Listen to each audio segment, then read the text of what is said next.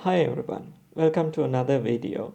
In this video, we are going to look at how threat actors or hackers can extract your saved Google Chrome password if they get access to your local computers or your local PC. This is a very simple method, and that's why we need to make sure that we are not saving our password in the Google Chrome or any other browsers. Could be Edge, Firefox or the other browser. This is a very simple, straightforward process, but the idea of this video is to educate the community and to showcase why we are not asking or why we don't save our password in the Google Chrome. For that, I have prepared two Python scripts which is showcase this demonstration or the proof of concept. You can make an idea after doing this. First of all, this is for education purpose only, and I'm doing this on my own lab environment with all my equipments and my accounts and browser setting. Do not do this for any illegal purposes, and this is only for education purpose. First of all, let's get started. Before we start, we need to have an idea where these passwords are saved in locally, specifically the Google Chrome based one. I picked this one because most of the users, like majority of the users, they are using Google Chrome. So we need to have an idea how these passwords are saved, where they are going to save in your local computer, and how we can extract them and all the other details. To develop those Python scripts, I used the Pentest GPT, which I have done a video earlier. You can have a watch if you haven't watched that one already. So I used that Pentest GPT, created two scripts because my idea was to showcase this. Even you can combine those two scripts into one and make it even more simple, but I'm happy with what I have built or what I have developed. Let's get started. First of all, we need to find where those passwords are saved. Usually in Google Chrome, they save their password in the Windows C drive and users Windows 10. This could be your username, any username which you are using to log into your account or your PC, and under that you can see the app data folder, and app data, go to the local folder over here, and then inside the Google folder and Chrome and user data. Here there are two files we need to consider. One is local data, other one is the local state file. Let's have a look first on the local state file, which is containing the encryption key which we need to have to decrypt those encrypted passwords. Let's go ahead and open this file. I opened that one in the Sublime Text. I just formatted it as a proper JSON format.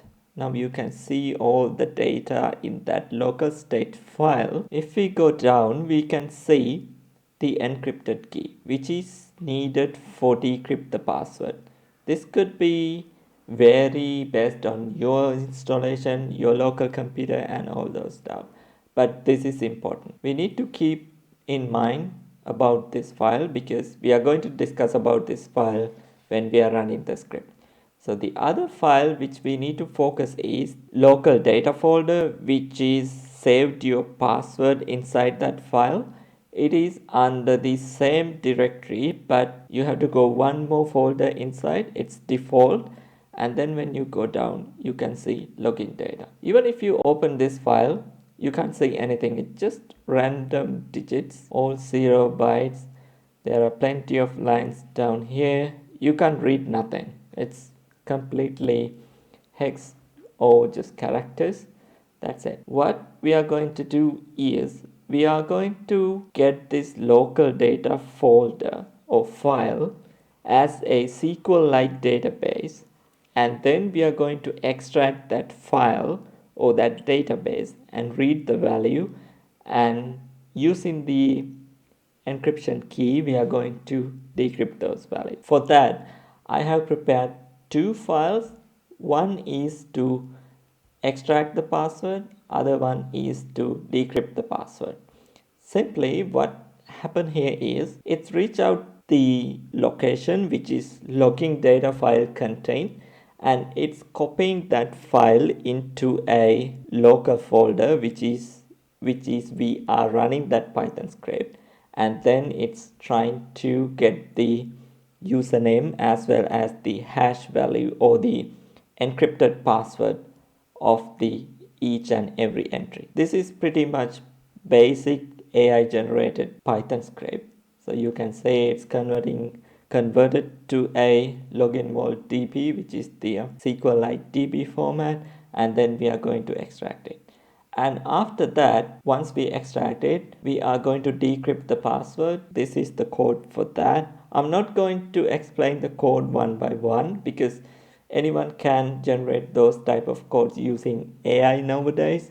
So from that perspective, we need to think about how hackers can do the same thing and they can gain access to our computers and our password in the same way. Again, I can't stress this enough. This is for education purpose only, and then you need to use this one for educate the community and not to do any harmful thing. This is how it's going to work. Let's do a demonstration how it's going to work, and then we'll discuss further.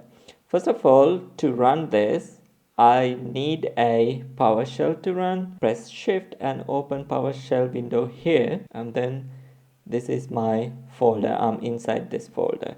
If I do dir, you can see decrypt password and extract Chrome password.py files are exist. First, we need to extract the passwords, and then we are going to decrypt the password. What I'm going to do is simply run this extract Chrome passwords.python file. If you want to have a look again, this is what that file is doing. It's trying to grab that local data file and extract the data inside that. I'm typing py /extract Chrome pass. It has extracted username as well as ciphertext along with that username, and the other one URL, username, and the ciphertext, which is encrypted password for the third one as well. If you go to the Google Chrome and go to password and password manager, you can see I have saved few different common and dummy or like fake data, fake login data to this proof of concept or for this demonstration. So once you get that, what you have to do is you have to decrypt those passwords, which means these values we need to decrypt. How we can do this? That's why we are going to use our decrypt Python script. You have to open the Python script like this, and then we need to copy and paste these values or these encrypted passwords or this ciphertext over here. How we can do this is just go there with this one. We are copying that and paste over here, right? And then we can get this was the first one and this is the second one. You can get that one as well. I already tested that. That's why the values are exist in here. And then finally third one, simply paste that value as well. That's it, and we can save. Go back to the terminal, PowerShell terminal, and run py. Then we are going to decrypt the passwords and then press enter. You can see it decrypt the passwords, password 1 2 3 and these ones. Even if we go to the Google Chrome and have a look, yeah, the same password exists already there. Likewise.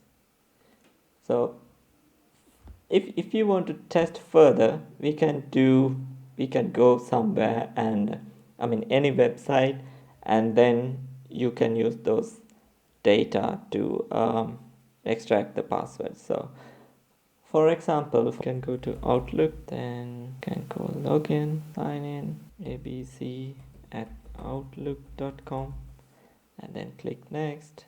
And then you can say ABC password is a super secret, and you can simply sign in. Even it's not a correct one, you can save your passwords here like this. So this is the password and you can save it. It's already saved on your local device. Now it's there. We can try to extract that specific password. What I'm going to do is going to delete this one and run my scripts again. I'm going to clear this one. First of all, we need to extract the password. I'm going to run python extract password. We got this username. I'm not going to touch these ones because we already did those. And we got this encrypted password. Then I'm going to open my decrypt.py. I'm going to delete these lines and go back to my terminal again and copy this value down here and paste it over here like this and save it. Go back to my terminal again, py, and then I'm gonna decrypt this value and see it decrypted the value. So simply this is what you can do. This is what everyone can do. So that's why we are asked not to save your password inside your browser.